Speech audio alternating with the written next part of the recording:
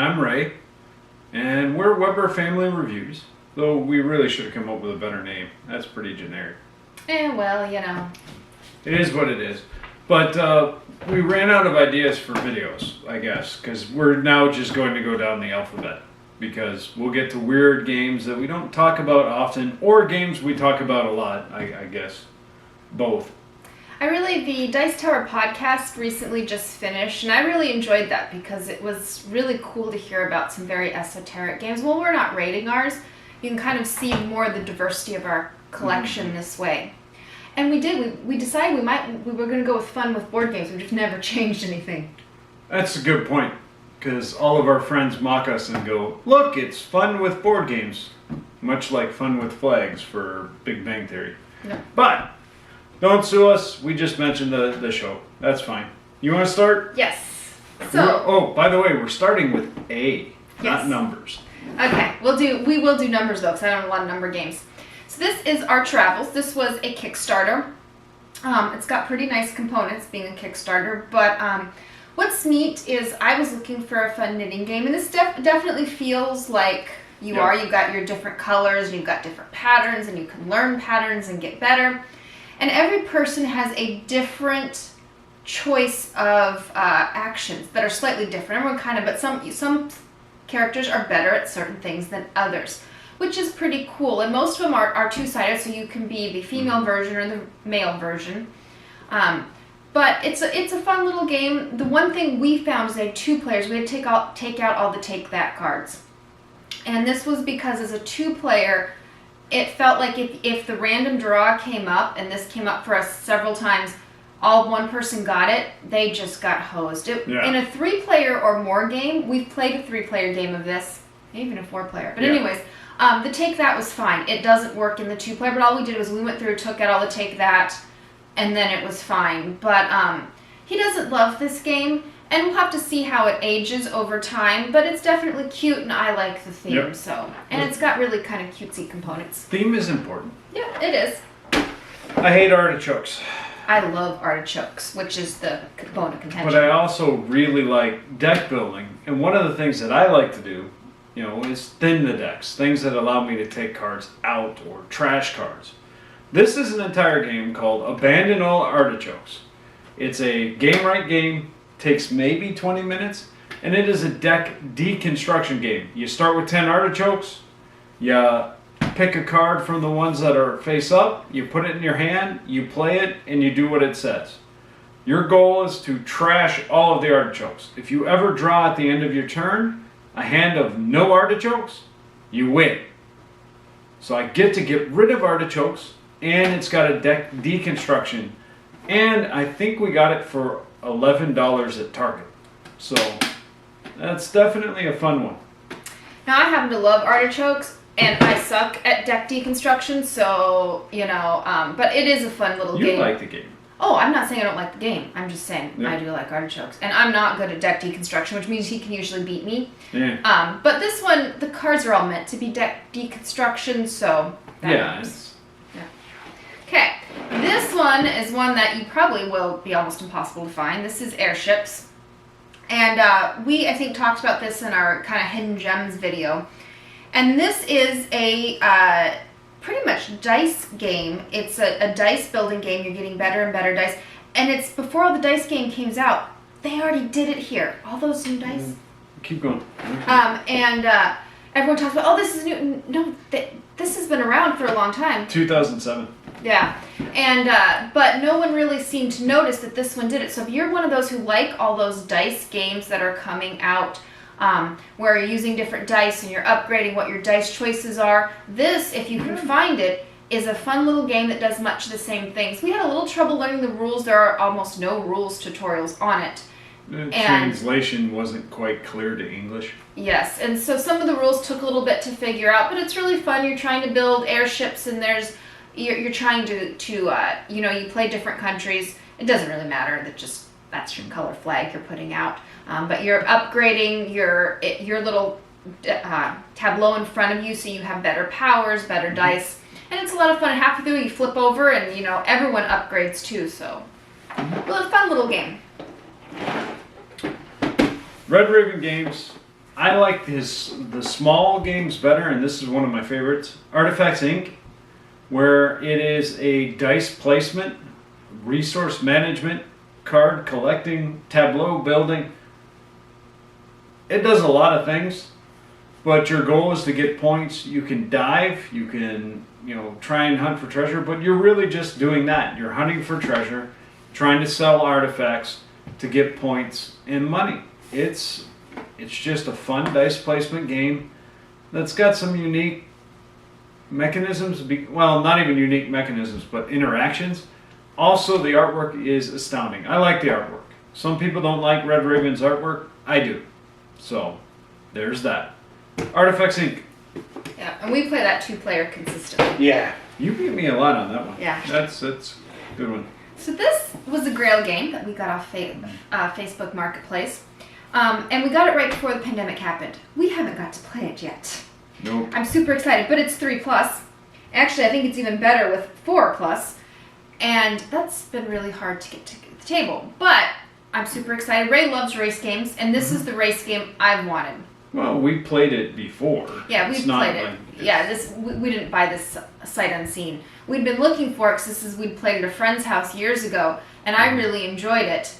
But it's almost impossible to find, and it will never be reprinted because of the intellectual property rights. So, if you can find it, Ave Caesar. But if you can't, there's lots of race games that do similar things. But this is my favorite. This definitely is one that I really enjoy the theme to go with it. I think Downforce is a suitable substitute, but it's not quite the same. Yep. So, first-person shooter. This is definitely not her style of game. No, but our kids like it. We like it a lot. We've played through it. We've done a couple of things, and it's just fun. You respawn. There is no player elimination. You get points, but you get more points for beating on the people that haven't been beat on. So the general goal is to keep beating on the person that hasn't been touched on. And it's just you get your guns, you go out, you blast each other, you die, you respawn, you look for ammo. That's about it. Yeah, and we actually bought the team play version thinking our kids would like it better, and they did not go over better. So we actually went back to the base game. They didn't like the mechanism for how you had to not put your hits immediately out. They really missed that I shot at you, it shows on you. So. Yep. But yeah, if you like video games, you'll like that one.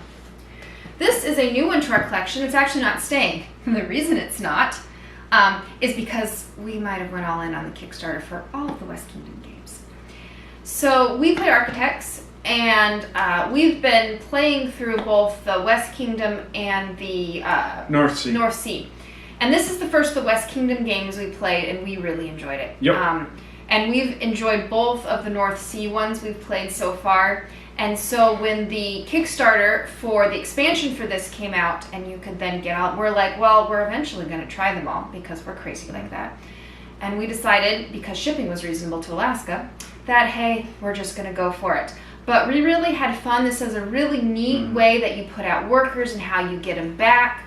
And it's amazing how similar a lot of the games feel, yet they're different. This really it still felt like worker placement, but it felt really new and different, but it wasn't hard to learn. No. And we both really enjoyed it, all the different pieces of it. So we were really happy with how this one played out. It's weird. You start with all your stuff.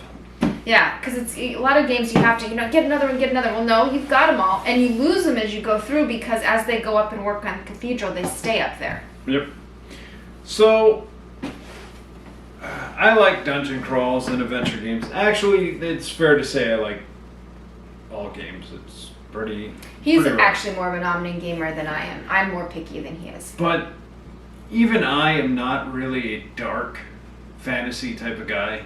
I played 40K, but I don't like the gothic dark thing. A lot of fantasy games are dark themed. And their artwork is dark themed.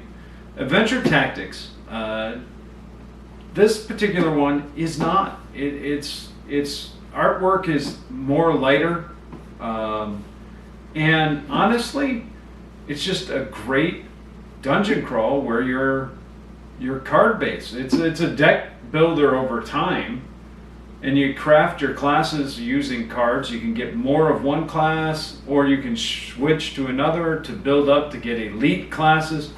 I think it's great. And you enjoyed it too. We played it several times. I'd like to try and get through the campaign, but I need to, convince you to keep playing. I don't mind. It's art. Again, it's artwork I like, and I definitely tend to fall more in the category of that he might not like it, but I almost can't stand a lot of that dark fantasy artwork. And I just look at it and kind of go, I don't want to play that. And this is fun, and I like that I can try to be a bishop. I find that quite amusing. So it'd be even better if I could be Pope, but take bishop. Hey, the game you could be Pope, we didn't like. Yeah, that sucks. And I was Pope once, Fief. But we got rid of it because their graphic design on the board was so bad, and on the cards, someone needed to fix that game, but they didn't. Okay, I'm off topic. Agricola, all creatures great and small. So I like the base Agricola, he does not. But this is one he doesn't mind. And I love all the little animals and building all my little fences and stuff. I just really enjoy this. This to me is fun. And this, I think, is a lot less punishing than the full Agricola is, although you still have to do everything, which he hates. But this is 8 turns and it's over. And so this is a quick little one. And so if you like Agricola but want a shorter, more manageable one, this is definitely 2-player only. Yep. But we play so many 2-player that for us it's a no-brainer. But I really enjoy it. The app for this isn't bad either. Although I think it's if you've played the real physical copy, it's actually easier to learn the app. But the app is good too. So all creatures great and small. All right, this is an old one. This is my old one. This is 2011, so 10 years now. Airline Jura, which was a re-implementation of Steam. I don't remember, but this is a stock game. You're actually trying to get stock and move airlines up so that you get more money for stock. And at the end of the game, the person with the most money wins. And there's times where you collect money and the like. It's a fun little game, good theme. I really like the fact that you're just kind of that 40s, 50s